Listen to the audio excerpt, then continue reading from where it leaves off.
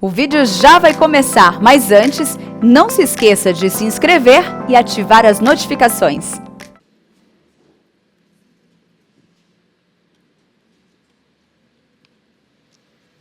A graça e a paz do nosso Senhor Jesus, amado irmão e amada irmã. Deus abençoe muito a vida de cada um de vocês. É uma alegria poder estar aqui para compartilhar a palavra de Deus. E você que nos assiste aí pela IPP-TV, Deus abençoe muito a sua vida também. Que Ele seja servido em nos usar para alcançar pessoas para a glória do Seu nome. Então nessa noite eu quero compartilhar com você e peço que você abra a sua Bíblia na segunda carta de Paulo aos Coríntios, onde o tema nessa noite é a minha graça te basta.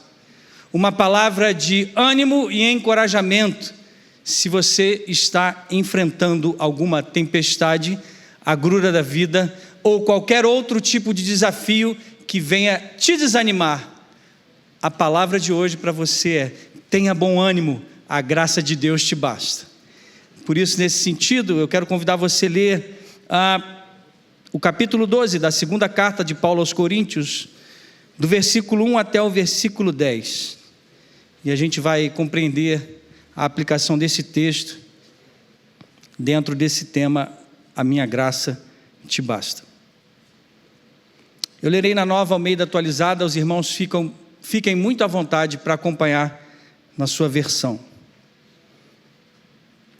Diz assim a palavra do Senhor: se é necessário que eu me glorie, ainda que não seja conveniente, vou falar a respeito das visões e revelações do Senhor.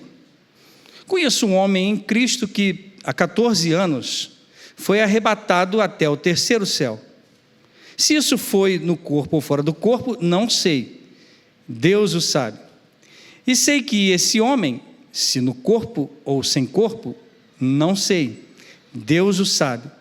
Foi arrebatado ao paraíso e ouviu palavras indizíveis, que homem nenhum tem permissão para repetir. Desse eu me gloriarei, não porém de mim mesmo, a não ser nas minhas fraquezas. Pois se eu vier a gloriar-me, não serei louco, porque estarei falando a verdade. Mas evito fazer isso para que ninguém se preocupe comigo mais do que vê em mim ou do que ouve de mim. Versículo 7. E para que eu não ficasse orgulhoso com a grandeza das revelações, foi-me posto um espinho na carne, mensageiro de Satanás, para me esbofetear, a fim de que eu não me exalte. 3 vezes pedi ao Senhor que o afastasse de mim.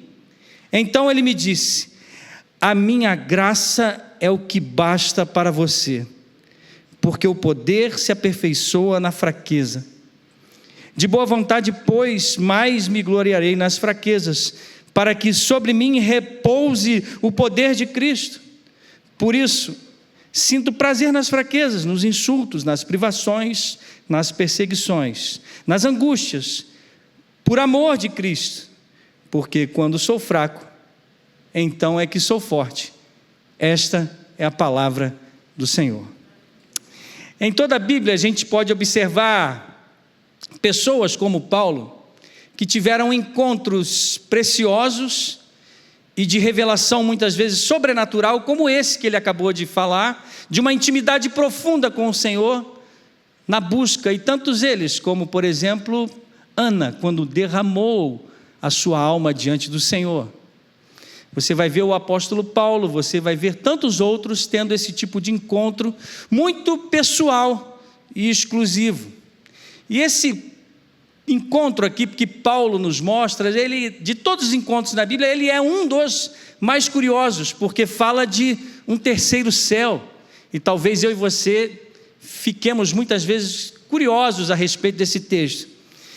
E o que Paulo está colocando no bojo dessa perícope, tanto a primeira parte quanto a segunda parte, que as sociedades bíblicas nos ajudam aqui com esses títulos em negrito, como eu já falei, não estão nos originais, mas ao mesmo tempo o contexto é sobre desânimo e desencorajamento, através de um espinho na carne que ele coloca aqui, e que no original, quando fala que esbofetear, é como um murro mesmo. O original é punho fechado e soco na cara.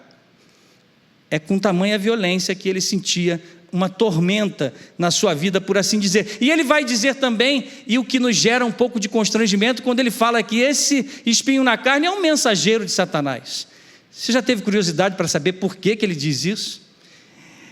E nessa noite a gente vai procurar explicar um pouco por que esse mensageiro de Satanás lhe desanimava, o atormentava.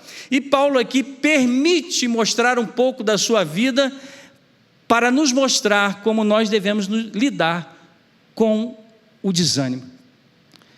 E o desânimo, ele é importante, um importante índice na minha e na sua vida, um importante indicador em termos de maturidade, como você está de maturidade. Porque é o seguinte, se você está sempre desanimado ou nunca está desanimado, tem alguma coisa errada com você. Se você está sempre desanimado, ou se você nunca está desanimado, tem alguma coisa errada. Por quê? Se você nunca está desanimado, é porque você não se preocupa. É porque você não liga para as pessoas, é porque você não liga para as causas e não está nem aí para o mundo. Na verdade, eu ouso dizer que você não liga nem para Deus. Se você nunca está desanimado, se você, por exemplo, na verdade é alguém maduro e se importa, quando vem o desânimo, você sabe lidar com ele, com esse desencorajamento, que se torna um mensageiro de Satanás, porque você tem maturidade espiritual para lidar com esse desânimo. Então, isso significa que o desânimo acontece com todos nós. Agora, por outro lado, se você não sai nunca do desânimo, pode ser que você esteja caminhando por uma depressão. E por falar em Setembro Amarelo, muito cuidado. E se você está sempre desanimado, isso também pode mostrar que você não sabe lidar com as tormentas da vida e acaba não usando da sabedoria bíblica para lidar com o desânimo.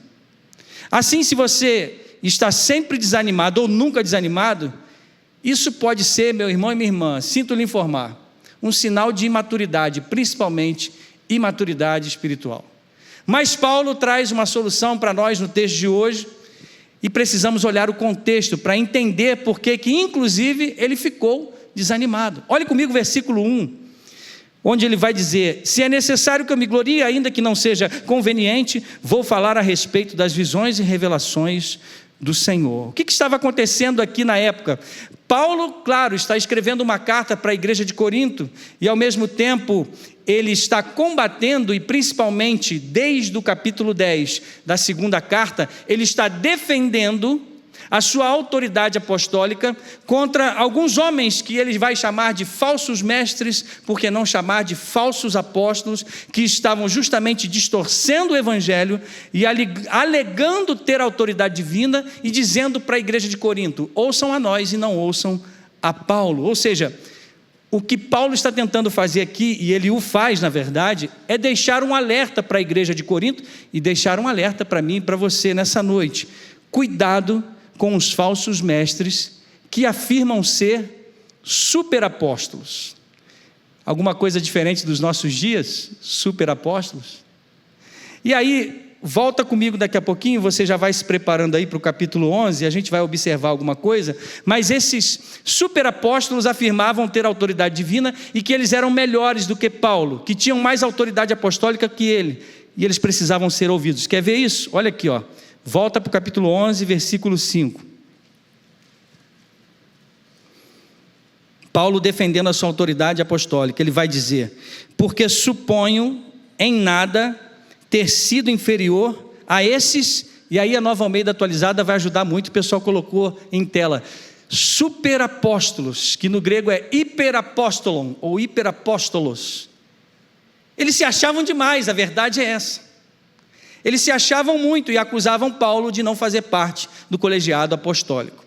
E essas afirmações estavam colocando Paulo numa posição tão constrangedora que aqui no versículo 1 do capítulo 12, ele está se vendo forçado a contar aquilo que ele nunca quis contar, para justamente justificar a sua autoridade apostólica, mas não de uma maneira que esses superapóstolos estavam dizendo. Ele achava que, está aqui, ó, versículo 1, não é conveniente, eu não preciso falar daquilo que eu experimentei na minha experiência personalíssima com o Senhor, eu não quero ostentar, eu não quero expor a minha experiência pessoal com Deus, das minhas visões e revelações que eu tive no terceiro céu. Paulo não queria fazer isso, Paulo não queria vanglória, mas ele se vê forçado a fazer isso, mas de uma maneira muito diferente. Ele não está em competição com esses superapóstolos. Então ele vai dizer algo que é contrário. Ele vai dizer o seguinte: as minhas revelações não são maiores ou melhores do que as dos superapóstolos. Elas são totalmente diferentes, porque elas têm uma autoridade divina que a deles não comparece e não tem. Por isso, eu quero trabalhar dois aspectos com vocês nessa noite, diante desse conflito que Paulo está vivendo, sobre a nossa intimidade com Deus, a respeito inclusive dessa experiência celestial que Paulo teve. Paulo teve, em primeiro lugar, experiência do céu. E em segundo lugar, ele teve a experiência do espinho. Experiência do céu é o primeiro ponto nessa noite. Nós vamos trabalhar só 2, não 3, como um bom presbiteriano. Mas vamos trabalhar o segundo dizendo, e a experiência do espinho? Então volta comigo aqui para o versículo 2 e você vai ver rapidamente. Conheço um homem que em Cristo, que há 14 anos foi arrebatado até o terceiro céu. Se isso foi no corpo ou fora do corpo, não sei. Deus o sabe. Versículo 3. E sei que esse homem, se no corpo ou sem corpo, não sei, Deus o sabe, foi arrebatado ao paraíso e ouviu palavras indizíveis, ou na sua versão, inefáveis, que homem nenhum tem permissão para repetir. Versículo 5. Desse eu me gloriarei, não porém de mim mesmo, a não ser nas minhas fraquezas, pois se eu vier a gloriar-me, não serei louco, porque estarei falando a verdade, mas evito fazer isto para que ninguém se preocupe comigo mais do que vê em mim ou do que ouve de mim. O que está acontecendo aqui? O que significa isso tudo? Obviamente Paulo está falando aqui claramente dele mesmo, mas ele está usando na terceira pessoa, porque ele demonstra ser um apóstolo tão humilde, que ele vai com cuidado colocando essa experiência de alcançar o terceiro céu, há 14 anos atrás, de uma maneira que ele não quer glória nenhuma para o seu nome, e aí ele expõe ali a sua experiência pessoal com Deus. O que nos traz nessa noite, em primeiro lugar, nessa experiência celestial, um ensino muito importante. Quando uma pessoa tem uma experiência intensa com o Espírito Santo de Deus, com o Senhor, seja em oração, como diz o hino antigo, em fervente oração, em quebrantamento, de sentir a presença como sentimos aqui durante o louvor de ambas as equipes, de você se alegrar nesse quebrantamento e você sentir que Deus toca o seu coração, você não sai por aí comentando isso com ninguém. Essa é uma experiência pessoal sua. Então, em primeiro lugar, seja no seu quarto em secreto, e o seu pai que te vê em secreto vai te abençoar, seja a forma como o Espírito de Deus e a graça derramada sobre o seu ser tocar o seu coração, você não precisa sair contando isso para todo mundo. É um alimento do Senhor para a sua vida, é você ser cheio do Espírito Santo e sentir a presença real de Cristo. Meus irmãos, eu estou falando algo estranho aqui, quando muitas vezes somos tocados, inclusive por lágrimas que não são de emoção, somos quebrantados diante do Senhor. Falo algo estranho nessa noite? É claro que não. Eu acho que cada um de nós já viveu uma experiência intensa, e eu gosto muito de falar da minha experiência de conversão quando criança, de entrega o meu caminho ao Senhor. Eu chorei copiosamente com 10 anos de idade ao redor de um culto da fogueira, mas isso foi Deus trabalhando na minha vida, num retiro de carnaval. Agora, a gente não precisa ficar contando cada momento desse, e Paulo nos ensina isso, não comenta sobre isso. Um exemplo do século passado, mas que está muito perto de nós, é o reverendo Dr. David Martyn Lloyd-Jones. Ele foi ali um pastor protestante de linha calvinista. Ele era galês e ao mesmo tempo na linha reformada, um grande pregador do século XX, e por quase 30 anos ele foi justamente o ministro da capela de Westminster, em Londres. E tem algo que aconteceu na vida de Martyn Lloyd-Jones que só a sua biografia, que não foi ele que escreveu, conta. Quando em 1949, no verão daquele ano, Martyn Lloyd-Jones teve uma espécie de burnout, ele teve um esgotamento profundo, que além do próprio cansaço físico em si, trouxe um esgotamento espiritual para a vida de Lloyd-Jones, que ele inclusive entrou em depressão, e precisou ficar longe dos púlpitos naquele verão, e voltar à sua terra natal, o país de Gales, justamente para tentar se recuperar. E mesmo sendo um tremendo leitor, porque Martyn Lloyd-Jones era, ele não conseguia ler nada. Ele pegava a Bíblia e não sentia o prazer da leitura bíblica. Ele tentava orar e mal balbuciava alguma palavra. Ao mesmo tempo, ele tentava alcançar alguns livros de literatura cristã. E num outro dia, num dia daqueles de agonia constante, ele acorda às 6 da manhã, sentindo o seu peito pressionado. Diz a biografia que ele podia inclusive sentir como se o mal estivesse por cima dele, numa experiência muito pessoal, espiritual e sobrenatural. Martyn Lloyd-Jones se levanta ainda sem orar, começa a se vestir, quando ele vê em cima da sua cama um livro. E aí eu vou ler um pedaço da biografia. Aquele livro que destacou uma palavra, justamente quando ele olha para aquele livro, como se saltasse uma palavra daquele livro que ele olha na página aberta, e a palavra era glória, que estava escrito. E Martyn Lloyd-Jones diz aqui a biografia: instantaneamente, como um resplendor de luz, ele sentiu a própria glória de Deus envolvê-lo. Cada dúvida e medo foram silenciados. O amor de Deus foi derramado em seu coração. Ele caiu no chão em choro e permaneceu nessa condição por vários dias.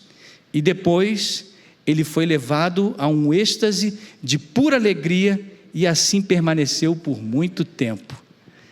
Martyn Lloyd-Jones, uma experiência de um homem que escreveu tantos livros e que nunca contou essa experiência em nenhum deles, a não ser a sua família, que revela esse fato para aquele que escreveu a biografia. Ou seja, Martyn Lloyd-Jones venceu com o poder de Deus tamanha depressão, mesmo escrevendo muitos livros. E não só ele, você vai ter Charles Spurgeon vencendo uma depressão. Não só ele, você vai ver Dwight Moody tendo uma experiência similar em um encontro pessoal com Deus de maneira sobrenatural. E o que tem Charles Spurgeon, Lloyd-Jones ou Moody em comum com Paulo? O que esses homens têm em comum? Esses homens, de uma maneira intensa e de busca ao Senhor, experimentaram o amor de Deus, que eu e você podemos experimentar, se verdadeiramente quebrantados, buscarmos a face do Senhor. De modo que a experiência que esses homens tiveram diante da sua vulnerabilidade humana, ao se encontrarem com o poder maravilhoso da graça de Deus, e nesse encontro lindo, eles não quiseram falar sobre isso depois, porque foi pessoal. Foi íntimo, foi algo, como eu disse, indizível, inefável, inexprimível. Mas essa é uma experiência que pode acontecer com cada um de nós, que ela é muito melhor, muito mais bem sentida do que explicada ou anunciada para alguém, meu irmão e minha irmã. Por isso, acredite no poder do Deus sobrenatural, que pode falar com você na palavra, que pode inclusive na comunicação da oração traduzir o seu coração diante do trono da graça, mas que qualquer experiência que você tenha de sentir o poder de Deus, você não precisa contar para todo mundo, mas ao mesmo tempo você pode sentir e agradecer. Por quê? Porque em primeiro lugar a gente deve aprender que se ouvimos pessoas falando abertamente sobre experiências do tipo: Deus se revelou a mim, e eis que te digo, e Ele manda dizer a você, ou coisas do tipo: Deus falou comigo, Deus apareceu a mim, isso, aquilo, outro. Na melhor das intenções, e meus irmãos, existem pessoas sendo sinceramente iludidas por esse tipo de fala, e tem pessoas sinceramente iludidas, achando que estão sentindo essas coisas e sendo usadas por Deus. Mas essas pessoas, nas melhores de suas intenções, estão muito abaixo daquilo que o apóstolo Paulo sentiu, do que Lloyd-Jones, Dwight Moody ou então Charles Spurgeon sentiram no encontro. Por quê? Porque eles experimentaram e não precisaram falar sobre isso para ninguém. Sabe por quê? Quando você é recebido por esse encontro sobrenatural da graça de Deus que quebranta o seu ser, primeiro, você sente uma vergonha contrita diante da sua natureza pecaminosa.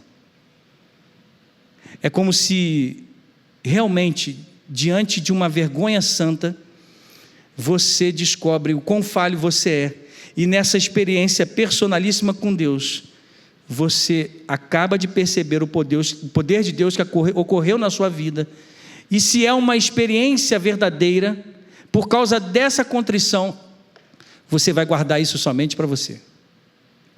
E não só isso, em segundo lugar, além de ser uma contrição de santíssima vergonha diante da sua natureza pecaminosa que recebe o poder de Deus, por outro lado, essa experiência do poder de Deus te enche de uma poderosa coragem. Coragem que você vai ver as duas coisas que eu disse agora, vergonha santa e coragem, ou seja, contrição e coragem e ousadia, você vai ver em Isaías 6. Isaías 6, quando Isaías, o profeta, tem um encontro com o trono da graça, nessa visão sobrenatural, especialíssima, lógico, ao profeta das Escrituras, ele vai dizer, na vergonha contrita e santíssima, dizendo: ai de mim, pecador, homem de lábios impuros, que habito no meio de um povo de impuros lábios. Mas ao mesmo tempo, depois dessa contrição, em que o fogo do Senhor abrasa Quatenais, que é tirada do altar, que é tirada de Deus, toca e purifica, e que purifica a mim e a você, do pecado, com o sangue de Jesus, o próprio Isaías é tomado de tamanha coragem, quando ele vai dizer: envia-me a mim, eis-me aqui. Então, nesse sentido, qualquer experiência sobrenatural que você tenha, da graça de Deus que alcança a sua vida, só pode gerar duas coisas na sua vida: contrição pela santidade de Deus e coragem para pregar o Evangelho. É isso que acontece com Paulo.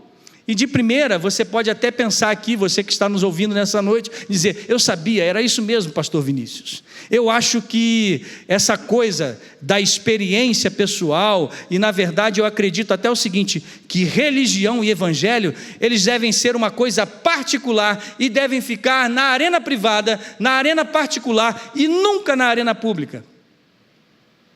Religião é algo da arena particular de cada um, não traga isso para o meio do povo, nas ruas, na cidade, seja na faculdade, onde for. Pelo contrário, o texto não está dizendo isso.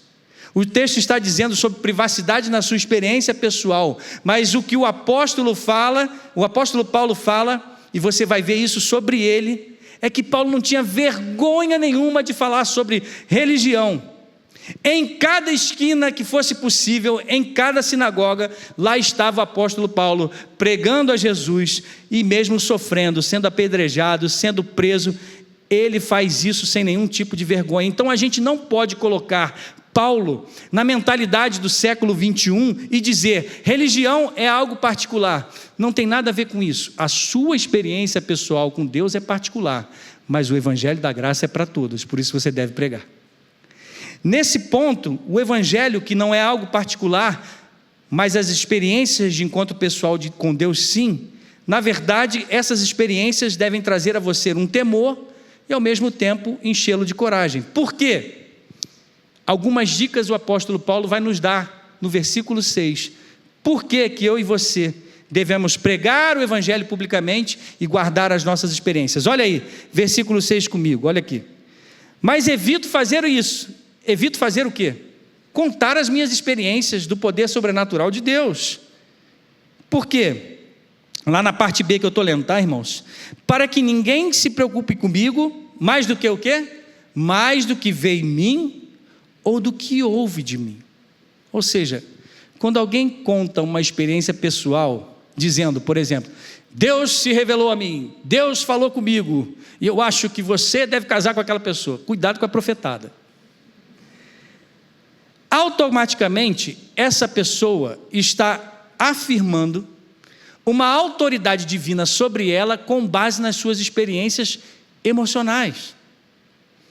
Mas olha, e o que Paulo diz é que ele não concorda com esse tipo de autoridade. Para ele, e o que é biblicamente correto, a autoridade, e é isso que está no versículo 6, a autoridade divina, ela vem daquilo que eu falo e daquilo que eu vivo do evangelho da graça. É por isso que ele vai dizer, daquilo que eu prego e daquilo que as pessoas ouvem das minhas atitudes. O que isso significa? O seu testemunho fala muito mais alto do que a sua própria vida em si, em termos de se você vem para a madrugada de oração, se você canta no coral, se você está no louvor, as pessoas querem ouvir a respeito de você de tal maneira que, olhando para você, elas possam ver integridade, amor a Deus acima de todas as coisas, amor ao próximo, transparência, a ponto que elas possam dizer o testemunho que essa pessoa dá e a forma como ele vive e trata as pessoas ao seu redor tem uma intimidade e relacionamento com Deus tão grande que certamente ele teve um encontro com o Senhor e com o encontro da graça. Será que as pessoas nos veem assim? De maneira que o nosso testemunho vai à nossa frente? Não se conta por aí, por exemplo, marido e mulher, cônjuges. Você não vai ver cônjuges que têm verdadeira intimidade contando justamente sobre as experiências do seu relacionamento. Por quê? Porque quando homem e mulher se tornam uma só carne, isso é muito mais do que o ato sexual em si, mas é uma intimidade de experiência espiritual profunda, onde os dois se tornam um só no Senhor. E não só isso, as experiências diárias do seu relacionamento vão trazer uma intimidade tal que eles vão baixar as armas e vão se proteger, e nunca vão falar da sua vida pessoal para ninguém. Assim é a igreja com o seu Deus, assim é você com o Espírito Santo. De maneira que Paulo teve, olha só, Paulo teve várias experiências sobrenaturais, estão relatadas em Atos, se você procurar lá. Por exemplo, a primeira de todas, claro, para conversão e para registro, foi quando no caminho de Damasco ele teve um encontro com o próprio Senhor Jesus, mas ele teve sonhos, visões, mas essa que ele relata aqui, há 14 anos antes, e que ele reteve até aqui, até esse momento, com um santo embaraço para contar aos coríntios, e ele ainda conta na terceira pessoa, com certeza essa foi a experiência mais profunda, porque ele é levado ao terceiro céu. O que é o terceiro céu? É um conceito antigo, justamente, que na atmosfera, onde os pássaros, e é o céu que a gente vê até aqui, depois o espaço onde estão os astros, e aí, terceiro céu, nesse conceito, é a presença de Deus e o céu dos céus. Paulo foi levado até lá, e essa com certeza foi a número 1, mais íntima com Deus, e ele queria guardar só para si, porque importava para ele, na verdade, pregar o Evangelho. E podemos ter a certeza que Paulo teve essa revelação do Senhor, porque sim, ele era apóstolo com A maiúsculo, e é isso que faz toda a diferença de Paulo para mim e para você, porque teve uma época e um momento de revelação. Primeiro, por causa do seu duro trabalho de ajudar a plantar a igreja primitiva. O Senhor se revela a Paulo, porque ele era um dos líderes da igreja nascente, e por isso foi necessária essa revelação. Por outro lado, por que Deus se revela a Paulo dessa maneira e não precisa se revelar assim até nós?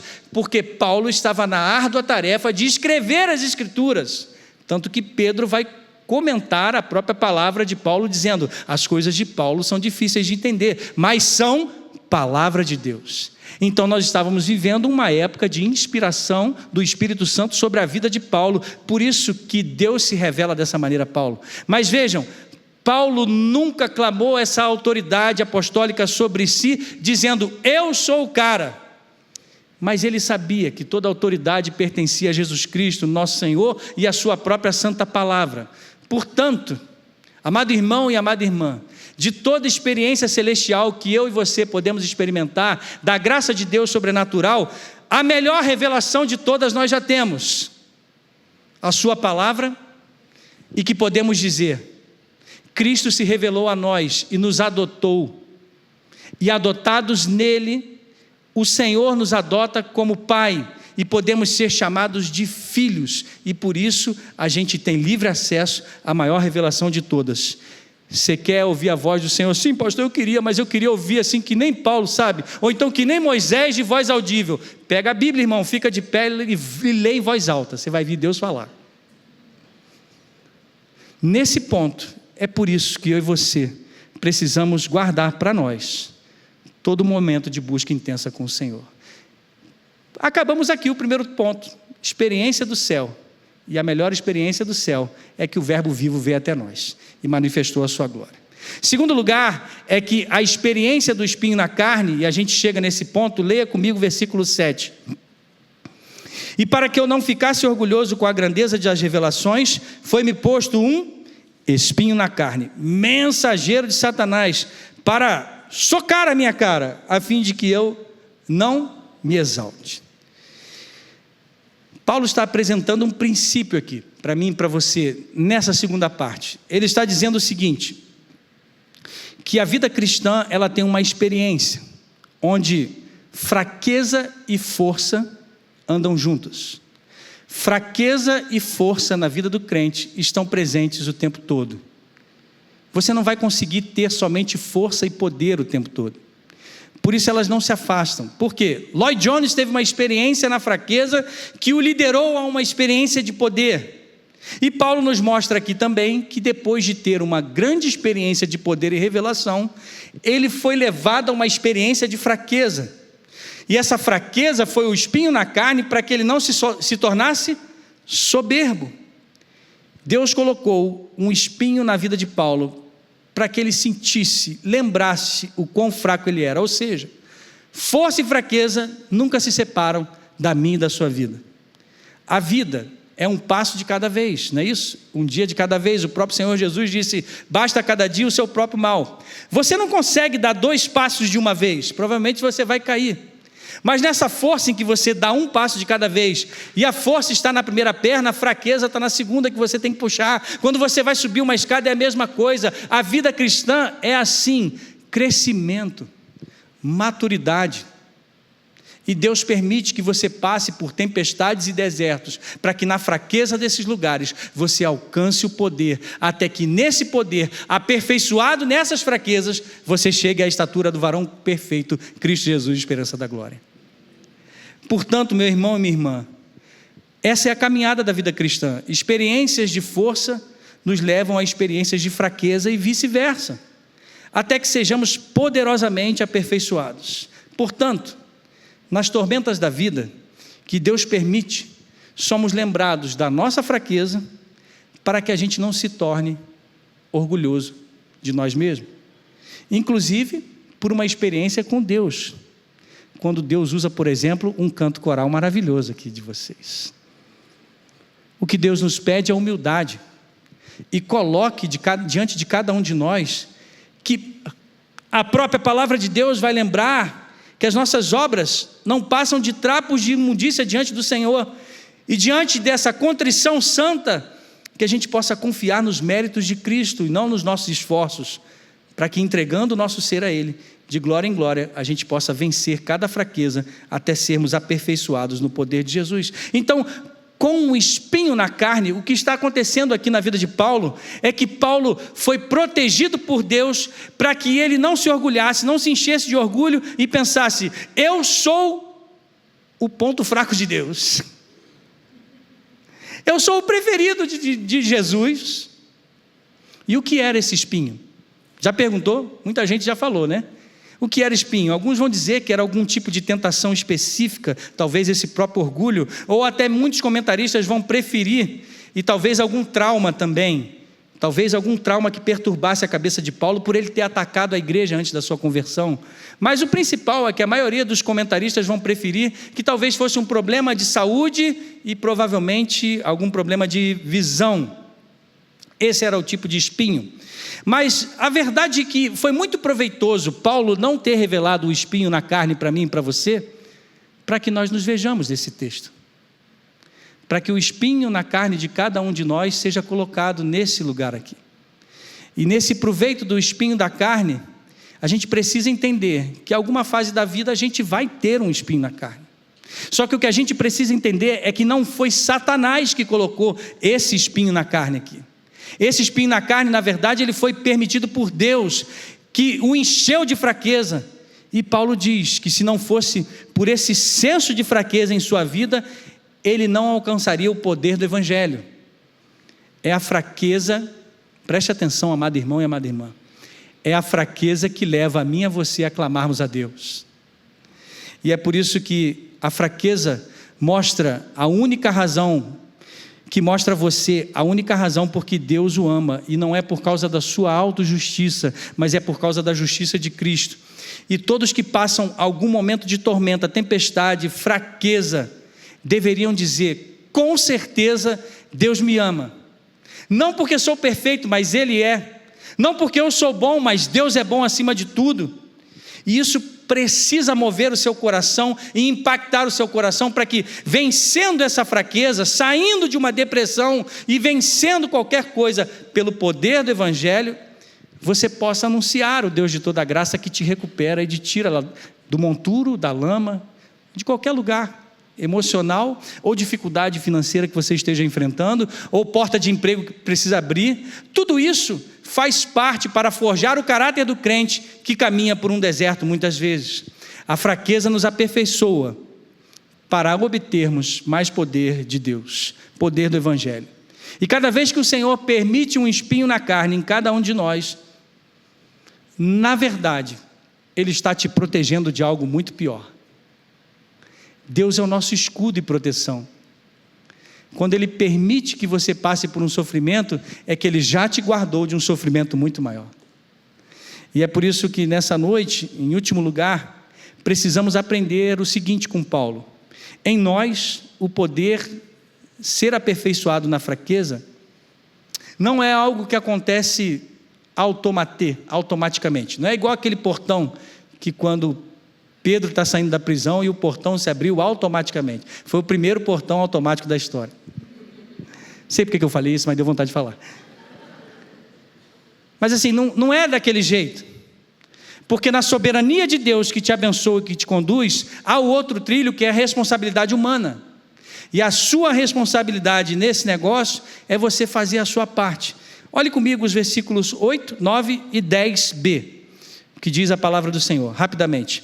3 vezes pedi ao Senhor que o afastasse de mim. Então Ele me disse: a minha graça é o que basta para você, porque o poder se aperfeiçoa na fraqueza. De boa vontade, pois, mas me gloriarei nas fraquezas, para que sobre mim repouse o quê? O poder de Cristo, repousa na fraqueza. Veja isso. Agora, parte B, lá no finalzinho. Porque quando sou fraco, então é que eu sou forte, diz a palavra de Deus. Olha o que Paulo está nos ensinando e qual é a técnica. Veja que ele diz que quando o espinho na carne é um mensageiro de Satanás, isso significa, para mim e para você, que quando alguma coisa ruim acontece, Deus permitiu, correto?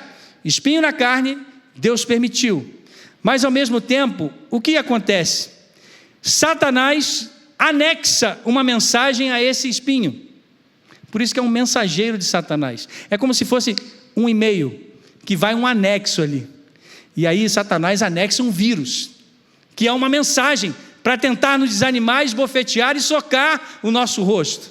E nesse ponto em que Satanás anexa uma mensagem ao espinho, é isso que desanima você. Não é o espinho, não é a dificuldade que está te desanimando, mas é a mensagem que Satanás está enviando através desse espinho e que você dá ouvidos a ela. Ou seja, é Satanás que quer que você receba uma mensagem que tira a sua coragem, que te desanima e que te coloca no fundo do poço.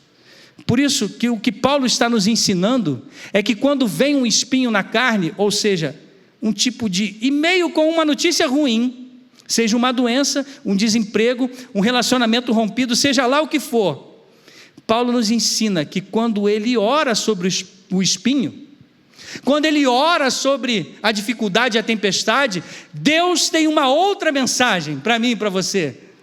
Deus tem uma outra mensagem totalmente diferente. Ou seja, amado irmão e amada irmã, quando você receber um e-mail do espinho na carne, vão ver sempre 2 mensagens. Uma mensagem, na verdade, que você deve dizer e olhar para si mesmo e dizer assim: neste problema, ou seja, neste espinho, tem uma mensagem de Satanás aqui, que quer me desanimar, que quer me colocar para baixo. Mas muito melhor do que isso, tem uma mensagem de Deus também. Uma mensagem é para me desanimar e a outra é para me encorajar. O seu desânimo acontece todas as vezes que você ouve a mensagem de Satanás.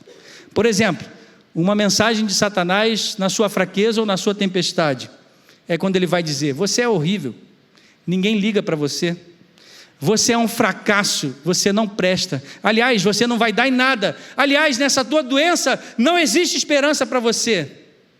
Veja, não é o espinho que está te desanimando, é a mensagem que o desencoraja.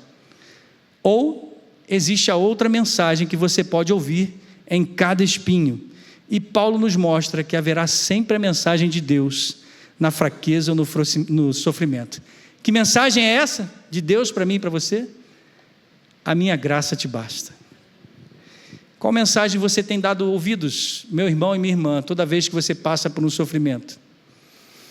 Deus nos diz agora nessa noite: é a minha graça que te salva, é a minha graça que te cura, é a minha graça que vai te conduzir pelo vale, é a minha graça que vai abrir a porta de emprego necessária, sim ou não, e a minha graça vai te ajudar a suportar todos os espinhos que eu permitir, porque no final eu sempre te protegerei. Esse é o Senhor que tem a voz poderosa para proteger a sua vida, o Deus de toda a graça e de todo o poder. Só teremos poder no Evangelho para pregar o Evangelho se entendermos a suficiência da graça nas nossas vidas. Paulo descobriu isso na comunhão com os crentes de Coríntios e na oração por eles mesmos.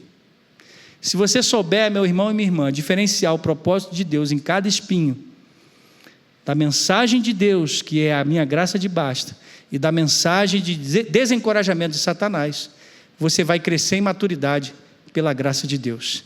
Quem confia no Senhor sabe que não está livre das aflições do mundo, mas a Bíblia nos diz que os filhos de Deus estão a salvo de todo mal, em todas as coisas.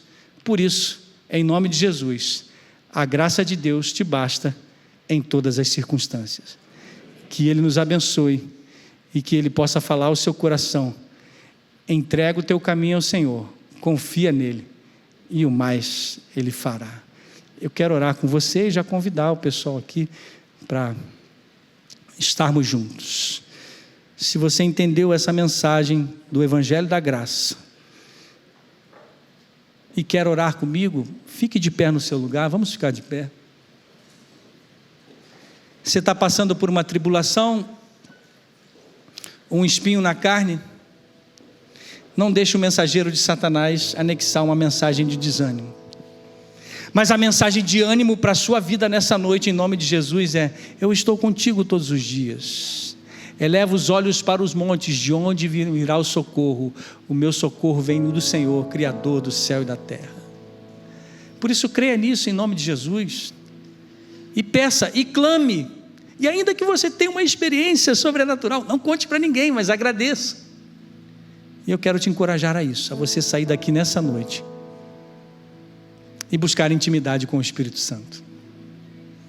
Deus, nós te louvamos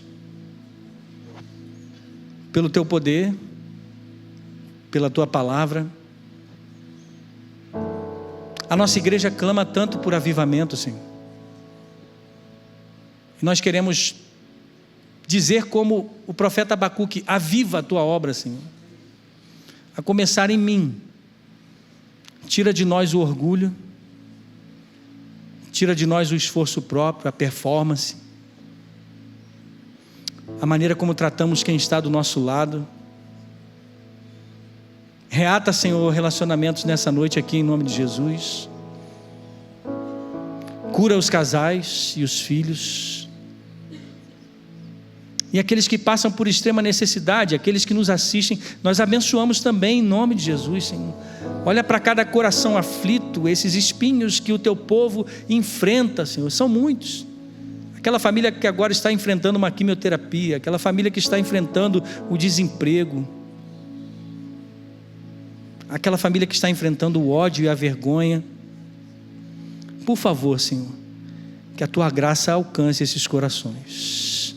E em cada um de nós, a começar em mim, é o que nós oramos no nome santo de Jesus. Amém. Deus abençoe sua vida.